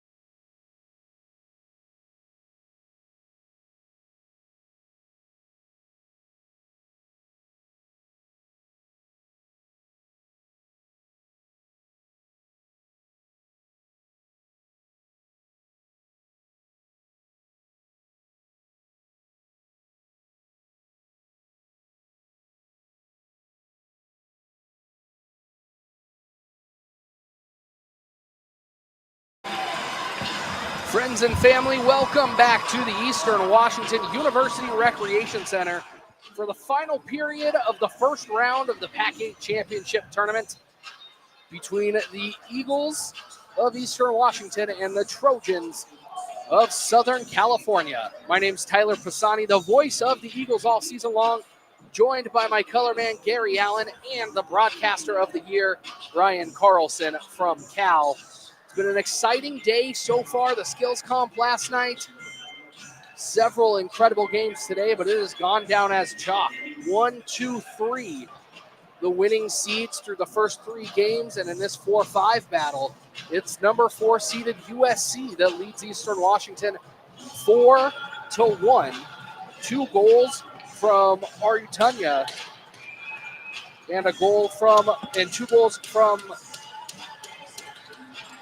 Narana for USC. Eastern Washington's lone goal coming from Frank Flood. Gary, what does Eastern need to do in this period to claw back into this one, down 3 goals with 20 minutes left? I think one thing for sure, they got to quit playing tentative and concerned about making mistakes. And 2, go back and have some fun with this. You know, you've looked at them in the first period. They looked like they were enjoying themselves. Things were clicking. And that second period, they just kind of looked like, no, they just played extremely tight. They didn't look like they were enjoying themselves. If I was them, I would just feel caution to the wind, attack, enjoy yourself, and see what happens off of it. Ryan, what's your take on that? Yeah, I think you're exactly right. We had a good chat at the second intermission just about that. And down 3 goals going into this final period here. You got to empty the tank, give USC all you got if you're the Eagles, and pull out all the stops here to get the first one. All you need is the first one. Then you build off of that, and you keep rolling as a team. So, and I agree. They were enjoying themselves. You remember Frank Flood's goal and how pumped that got the crowd and pumped that got his teammates, and Frank Flood was pretty ecstatic. And so you got to get back to that if you're going to start to claw your way back against the Trojans. Yeah, there's nothing wrong with taking chances now with a one-and-done tournament. You're down by 3. Just throw caution and win and go for it. Take some gambles. When you hit the nail on the head there, Ryan, this isn't basketball. It's 1 goal at a time, and you got to score that first one before you can get that second or third. Well, that's what gives you momentum, to get the crowd back into it on your side, and then you start believing again. Puck on the far side, deflected behind the cage by Sam Brash. His 20th save of the night. Best behind the net. He's going to bring it up the near side. Pushes it ahead to Thompson. Thompson has 2 players in front of him. He's going to wing it into the corner and then cut back towards the bench. He's knocked down by Arutunya. Roach now sends it over to the far side. Hits a little higher than he meant off of the window, so his teammates have to play chase. Now 3 Trojans in the far corner. Kendall giving chase. Flood not able to separate his man from the puck, but Eastern definitely finishing their checks here in this third period.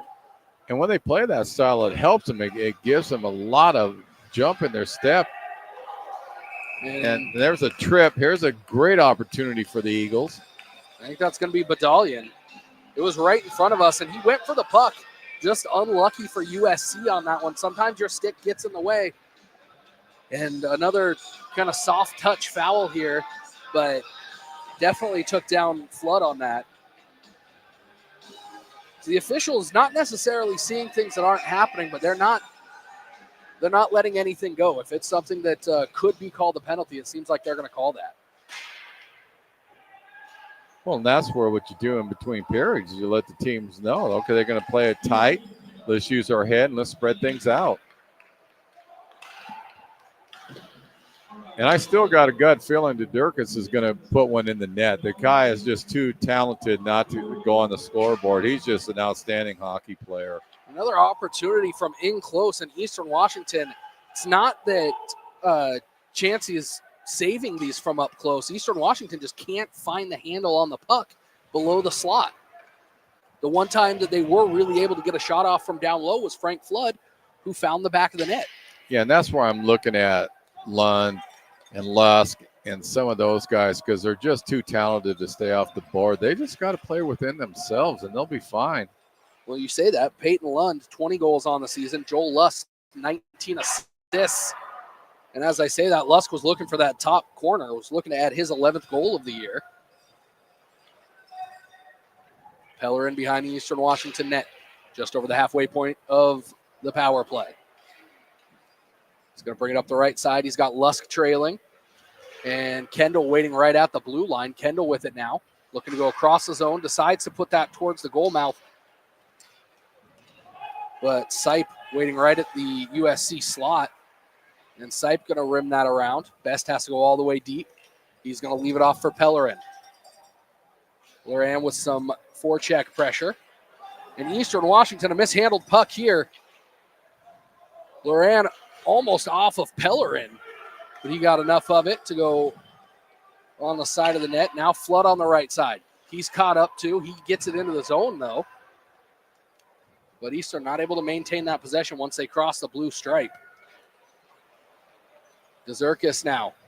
As out of the box comes USC. Dezerkis going to carry it all the way with him. They're going to say that he came into the zone first, so he's got to go all the way back across, but gives his team a chance to get some fresh skates out on the ice. One thing you got to give USC credit for, they're doing a great job of clogging up that neutral zone, and that's kind of slowing Eastern down when they're trying to get that dump and chase going.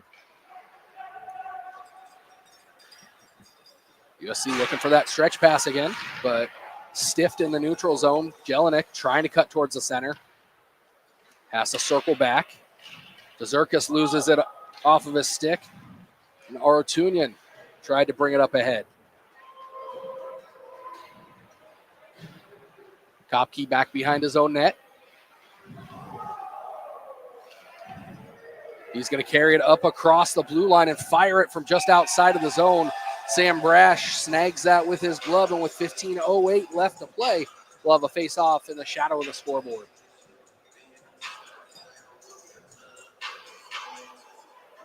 It's interesting watching Eastern right now because they're showing signs like, okay, they're trying to open it up, and then they kind of go back into a lull. So hopefully they get themselves going again, because if they get that free-flowing style going, they can be a force on USC. They just have to go back to how they played that first period. Now a foot race. Thompson on the right side. He's got Smith in the middle, slapped off of Thompson's stick. He gets it to Smith. Kind of a backwards no-look pass. Smith on the far side. He's got Roach on the near side. He decides to go back down low to Lund. Now to Smith. Up top. Deflected out front. And again, a loose puck out front. And Thompson slaps that into the net. They said he hit it with his hand, which And it I did think look he like did. he did. Yeah, he's even talking to the rest of his team. Yeah, absolutely. And it was up high enough that even if he used his stick, that's probably a high sticking. So at least they get a reset here.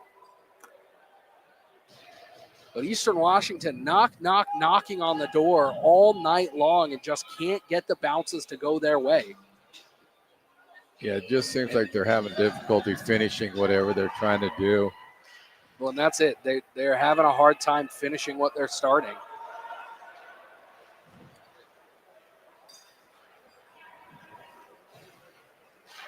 Toulouche into the neutral zone. Right to the stick of an Eastern Washington player. Foley behind his net as Lusk gives chase. Ryan, you've seen USC quite a bit this year. Is this their style of hockey? Because they seem to slow down from when we were down there when the Eagles played them in their home rink. You know, I watched them a few times, twice at Cal, twice at San Jose State. And to be quite honest with you, Gary, I can't remember exactly what systems they ran and how they played. But obviously doing all the right things tonight here against Eastern Washington. And Eastern's just got to really dig in here. It could be the last almost a little bit more than half a period of your season. And look to their bench to maybe call a timeout here and regroup the guys. And that's a fair answer. Thank you, Ron, on that one, because sometimes it's difficult. They'll change up their style and stuff. Now, Eastern will go on the power play on this one. Kendall essentially took a stick to the cage down there in the corner. We'll see what the official call here is, but I'd be surprised if it's anything less than head contact. Here's that opportunity the Eagles need to get claw their way back into this game. There's still plenty of time for them to do it. They just got to get that one goal to get that confidence back in themselves. And now's their chance as Polsky sits in the box for a head contact. 5-on-4 advantage for the Eagles. Wells now near side to Lusk. Lusk feeds it down low, looking to battle right inside of that blue paint was Lund. But he couldn't hold on to it. Now Chow brings it all the way back down. He's still on the trail of Wells. Captain for Eastern Washington leaves it off near side to Lusk. Lusk across the blue line. He ends up down on the ice. Puck back in the possession of USC for the moment. Lusk tried to get it below the goal line, but couldn't get enough on it. And now that one's going to get sent into the Zamboni corner.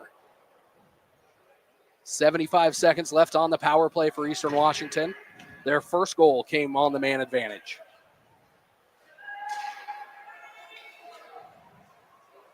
That one not touched up in neutral ice, but Lund going to come all the way out, and the netminder's out behind the net, touching the puck.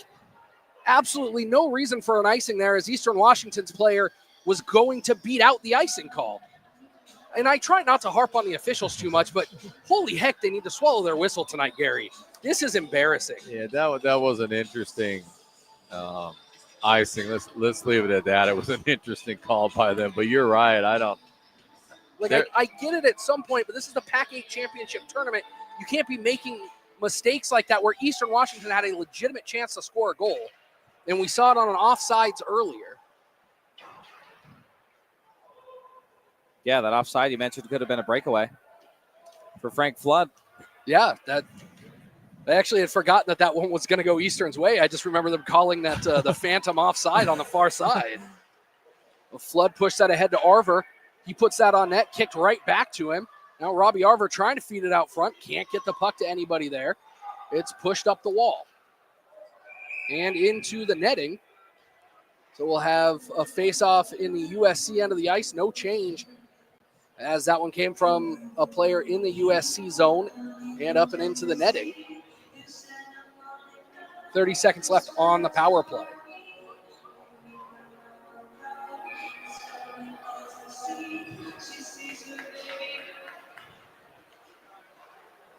Best over to Pellerin. Pellerin through traffic, bouncing puck out towards the slot and down and around the corner. Polsky, final 15 seconds in the box. Pellerin going to try and bring it down the ice. Pellerin has Flood trailing. Thinks about the shot, trying to find somebody open, gives it back to Flood. Flood through traffic, floats it just a bit too tall. Now Best on the far side. Out of the box comes Polsky. Pushed ahead to Pellerin. Tries to circle back, gets it to his own man deep in the corner. Back to Pellerin at the top of the zone. He goes through traffic, slaps straight down, well read by Chansey. And he jumps on that one and smothers it with 11:08 left in an even strength situation. That was a great heads-up play by the USC netminder, because that was a nice tip. And I think that was Kendall that did it. Timed his stick extremely well, but the netminder from USC was all over it. Tip my cap to him on that one. Yeah, I was going to say there's only so much you can do sometimes. That was a great tip. Better saved by Chansey. One from Lusk right atop the PAC8 logo. Now numbers for USC if they can skate. Eastern recovering well, but a puck right through the center of the zone. Nobody touched it as Foley brings it down into the corner for USC. They go back below the Eastern Washington goal line. Ortuña tried to dig it out of there, and instead he's pinned up against the wall. He's taken down as Wells now picks up that puck. Surveys the ice. He's got Arver near side. Thompson here. Thompson finishing the check down into the corner. Eastern captain giving chase on the forecheck all the way behind the USC net as Kacharik finally able to get it up and out. Now some more confusion between the officials. Looks like the puck will come back into the USC end. 10-17 left in this contest. Cal, UW, and San Jose State already moving on to tomorrow. The winner of this one will face the number 1 seeded Cal Golden Bears, who are 26-0 on the season. Jelinek towards the goal mouth, just a bit off to the right.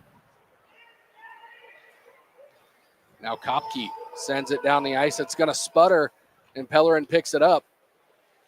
Turns, faces the ice. He's got Quezada in front of him. Mirroring Eastern Washington as they come up the ice. All the way back to Kopke. Near side right in front of us is Toulouse, and that's where they go with it. Now with speed comes Salzgeber. They can't get it on net. Chopped behind the net by Quezada, but Eastern Washington there to pick it up. The Eagles have to start to play with some intensity, and another turnover right in the center of their own zone, and Toulouse unable to take advantage of it. No, it's time Eastern plays with reckless abandon. You got nine minutes left in your season at this point. You need to average a goal every 3 minutes. Yeah, again, it's kind of like Ryan and I were talking in between periods. You got nothing to lose. It doesn't matter. Okay, so the score is 7-1. Who cares? Just take some gambles and see if you can generate some offense off of that. Now Dzurkis, he's going to circle back behind his own net. Surveys the ice. He's got Flood cutting in front of him. Instead, he sees a man coming down the ice. They're going to say that wasn't touched. And Robbie Arbor, who was a couple steps away, not putting up too much of a fight. It was a good idea by Eastern Washington, maybe just a bit too strong coming through there. Yeah. Dzurkis was definitely looking to do that cross pass, and it almost connected, and that's what Eastern's going to have to do now. Start trying some things differently on that. See if you can get USC, catch them sleeping a little bit. Sipe back in front of his own net. Over to Phillips. He circles back in front of his bench, and that's going to be offside as Arver has to reset. He was busy playing the man. Near side is Micah Kim, I believe. I'd like to get your guys' take on this. It looks like what USC's doing now is they're methodical. They're going at a slower pace, and I think they're just trying to eat up the clock right now rather than attacking. They're just being real careful and staying within themselves. Is that how you're looking at it down there, Ryan? Yeah, as we can see, a good shot attempt by Chris Chow up high on Brass, who holds on and makes the save. But, yeah, they're playing the dump and chase and possession game here as they're trying to chip away at as much of the clock as they can and doing a good job of that, creating chances here and there when they have possession in the puck in the offensive end. But Eastern Washington has to answer with the same crisp passes and rushes up the ice if they're going to start to chip away at this lead. Yeah, USC does not seem to be in a hurry at all to attack. Is that how you're picking it up, Tyler, also? It is. They're very methodical, like you said, slowing it down. Eastern a little bit more frenetic in their play and frantic, really. And that'll be another penalty coming against USC. As cutting across the center of the zone was Lusk. And again, that's another one where your stick just gets out into the middle. And Wu going to take a 2-minute timeout. Eastern's going to have to take advantage of these power plays they're on now. It's getting to be crunch time with 7:31 left in this period. Well, their best opportunity left here with 2 minutes on the penalty clock. As USC wins that faceoff.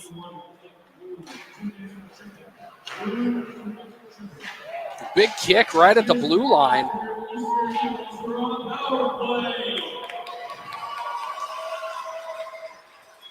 It'd be nice if Eastern can pop one in quick on this power play to get that momentum because the crowd just is ready to erupt.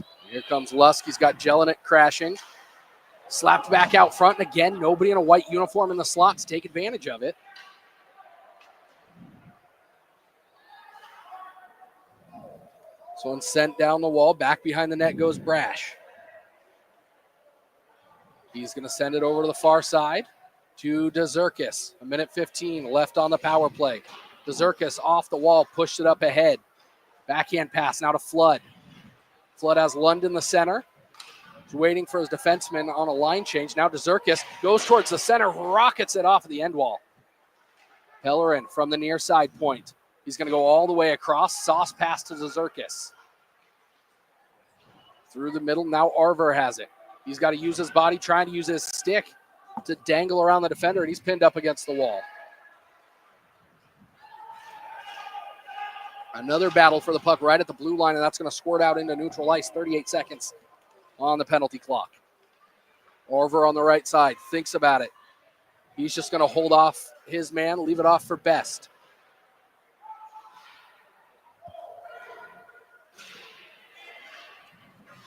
Pellerin trips up right at the blue line, but he's able to keep it in and gets it deep to Arver. Arver's got Kendall out front. He sends it over to Flood on the far side. Flood has Kendall behind the net. A couple players out front. He goes to Best along the near wall. Best up top to Pellerin. Now over to the far side. Back to five-a-side hockey. Through the zone. Kendall holds onto it for just a second too long, and a big glove save by Chansey. His 23rd save, his 36th save of the night. USC able to kill off that penalty, as they've done 5 times already. 5 of 6 on the penalty kill for USC. Thompson turns, fires, breaks his stick as he gets that one off. He's got to head back to the bench. Wells picks it up off of the wall, but Smith wasn't ready for it. And Eastern going to get caught with 6 men on the ice. There's still 6 guys out there. So shooting themselves in the foot. This is not where you want to be if you are an Eastern Eagle. 5-10. Absolutely not, because if USC does it right, they won't really put the gas pedal down. They're probably going to try to eat up as much of the clock as they can, and they don't really care, I don't think, right now on scoring, because they have that 3-goal lead. Eastern's going to have to be aggressive here. You start to wonder if when Thompson comes out of the box, if Brash heads to the bench being down by 3. And again, you have nothing to lose by doing that, because, okay, so you might give up a goal, but at least you're giving it some pressure on USC. Yeah, I mean, losing by 3 or losing by 4 won't matter at that point. Boot has it, wins the puck, sends it up the wall, over to the far point. Phillips looking for a man out front. It's going to go near side to Artunia. And now this one dumped high and deep. I'm not sure that's quite the play that you need to make if you're an Eastern Eagle. And as I say that, Lund, heavy forecheck pressure. He's not letting Artunia back past the cage. But I think USC's probably okay just hanging out in their own zone here for the next 1:11 as long as they've got possession. And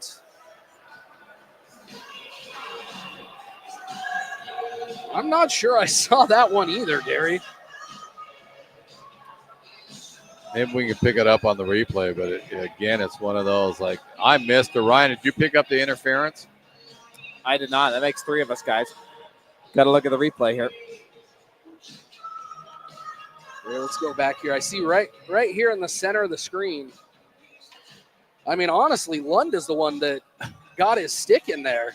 If anybody was going to go to the box, I'd expect it to be him, but Eastern Washington catching a break here. And actually, it was Thompson that went to the box.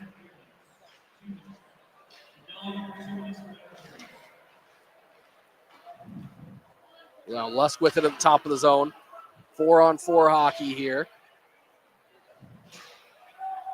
It must have been outside of the play that we saw, and Lusk loses an edge.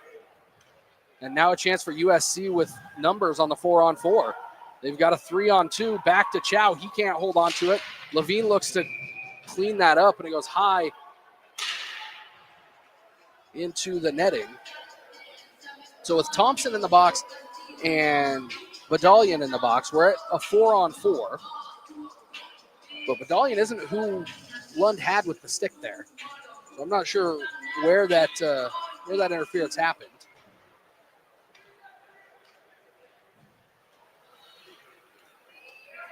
Battle for the puck on the near wall. Just circling back and forth is Sight. He was in a fun festive elf costume last night for the skills competition. Dezerkis has Jelinek in front of him. He's going to overskate him, tries to do it all himself, and loses it at just the last minute to Chris Chow. That was a great play by Dom. He almost got that toe drag to work. And a big shot by Levine sent up into the netting in front of the scoreboard. Eastern now on the power play with Badalia sitting in the box. And it's a timeout, likely for Eastern Washington. Well, here's where they're probably going to talk about, okay, when are we going to pull the goaltender? How are we going to do it? When are we going to control it? This is what we want to do. This is a crucial power play for Eastern. 52 seconds on the power play.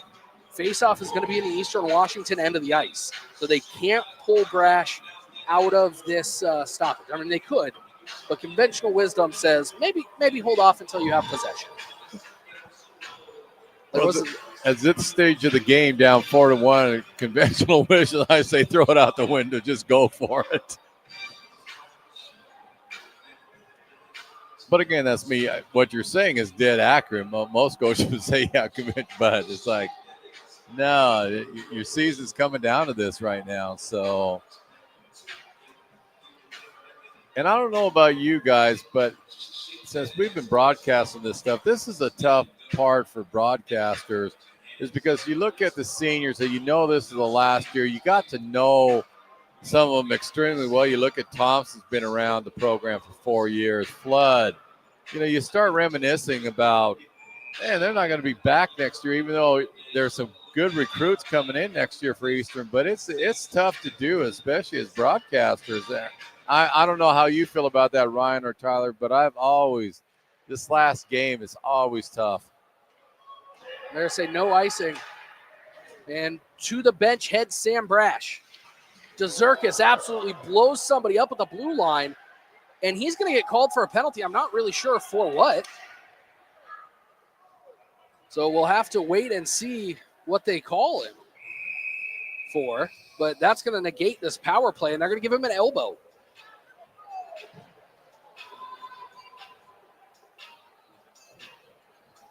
And he does come in, if we look back at that replay machine, he comes in pretty high with the elbow.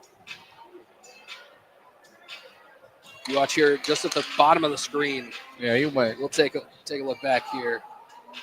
He did. Plus, the USC player kind of ducked a little bit too. But yeah, no, Dom, that was a good call by the referee. And that is very unfortunate for Eastern Washington, as Dom Dezerkis, their second leading scorer on the team, 21 goals, 13 assists. Yeah, because you knew he was going to get a lot of ice time in the last 2 minutes, 30 seconds. Brash can't head to the bench yet. This one out front.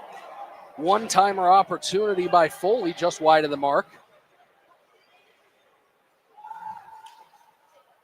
And out of the box in just a moment comes Badalian.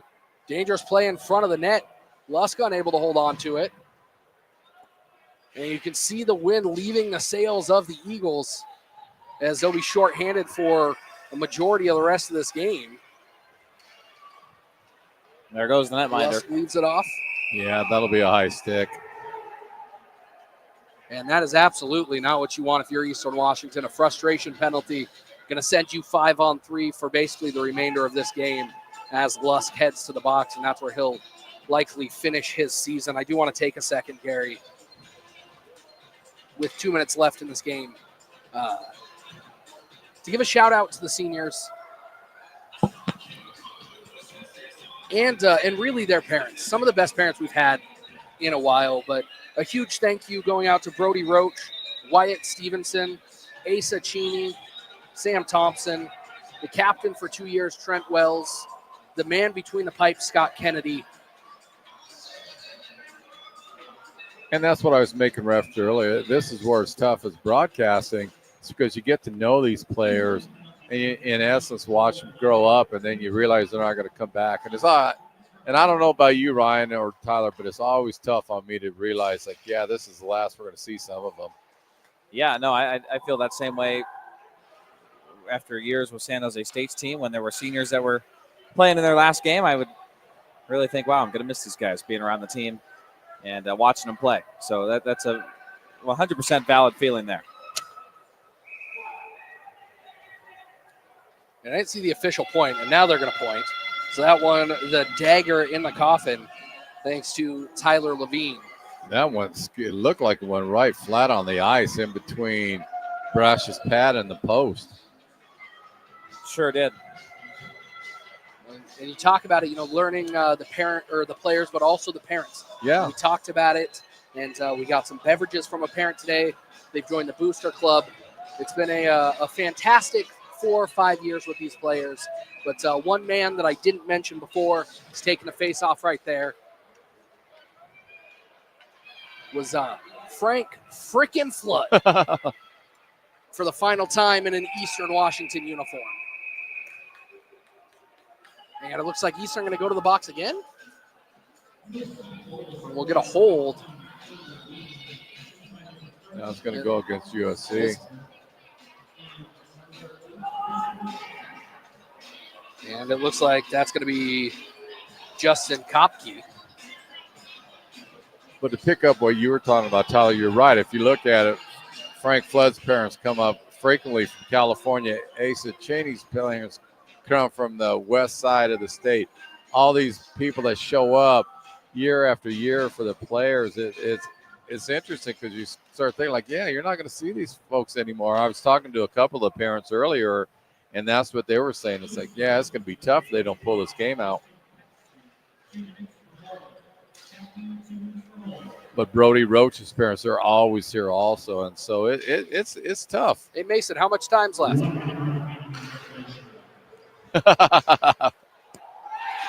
And Eastern Washington getting one at the dagger, and it was, for the final time in an Eastern Washington uniform, Frank frickin' Flood. What a great way for him to wrap up his career here.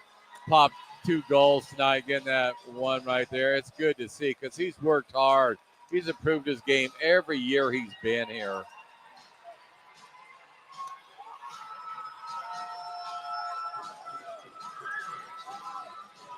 I still say, pull the goal, then let's throw it all out the window and go for it. Keep it going. Yeah, it's good to see the fans appreciate Flood getting it. They know he's a senior. And it's great to see the crowd out here. I mean, we talk a lot about the facility and why Eastern Washington hosts it. But we've been, in other locations. We've been down to Tahoe and had the tournament down there. And just the ability to have fans in this building because it's on campus. Eastern fans are not. I mean, you look around, there's fans from every team here. Yes. Weekend passes were $25. It was $10 to get into a game. Why not just buy the weekend pass and come hang out for the entire weekend? Sam Brash squeezes that one with 22.4 left in this one. And we've talked about a lot this year, Tyler, just the fan base of Eastern, how it's grown in the last 2 years. You look around right here, nobody's leaving. You know Eastern's not going to pop 3 goals, and they're staying here. The fan base has just been tremendous for the Eagles.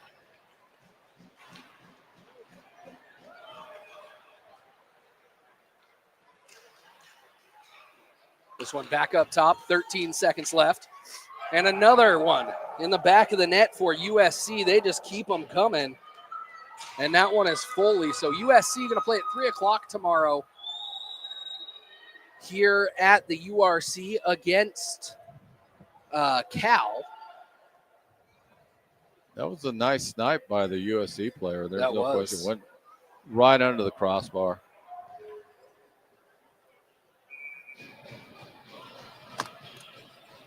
But those two teams will play tomorrow at 3 o'clock for a chance at the Sunday championship game at 11. The other game will be the University of Washington against San Jose State University. Last year it was, or 2 years ago, UW won the championship.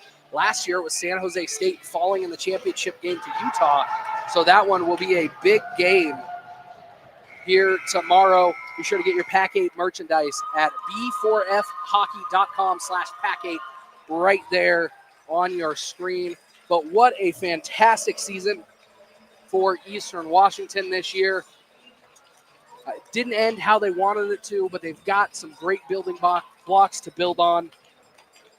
Well, you got to tip your cap to USC. They played a heck of a hockey game. Absolutely. They earned every bit of this. Yeah, and it's just too bad Eastern has to call it a year. But, yeah, USC gave them everything and handle it. What's your take, Ryan, I can't see you right now. I'm here. Okay. Yeah, no, a good, solid game. We had an exciting first period. It was back and forth. It seemed like these two would be neck and neck all game long after the first. And just a barrage of shots, of goals in the second for USC. And ever since they took a 2-3 goal lead, they kept pouring it on and held on to win this thing and advance to face Golden Bears tomorrow, first game of the day. And you see the crowd here still waiting for their team to come salute them one final time. Yeah, it's a nice send-off. I'm glad to see the crowd singing out because that's what they're waiting for is the Eastern come out so they can salute them. A fantastic day of hockey here in Cheney as we started off with Cal beating UCSD and followed that up with UW beating Washington State. The game before this, it was San Jose State knocking off Western Washington. But I did like this Eastern team this year. They have a lot of talent.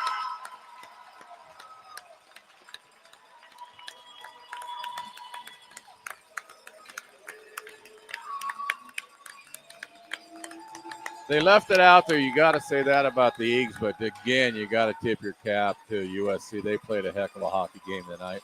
Well, for Eastern Washington, the offseason starts now. Recruiting has already begun. They've already started building for the future. They'll be back here next year ready to go and hosting this tournament. Congratulations to the USC Trojans for a hard-fought battle, and good luck tomorrow against the Cal Golden Bears for the final time this year. And Ryan, you and I will be back together on the air tomorrow with Josh. We'll be back for both games. Going to be exciting. Round 2 tomorrow. So for the final time this year from the Eastern Washington broadcast crew, for our camera gal Harper, for our director Kayla, for our additional broadcaster of the year Ryan Carlson, for my color man Gary Allen. My name is Tyler Pisani saying good night, go Eagles, and we'll see you at the Barrel House.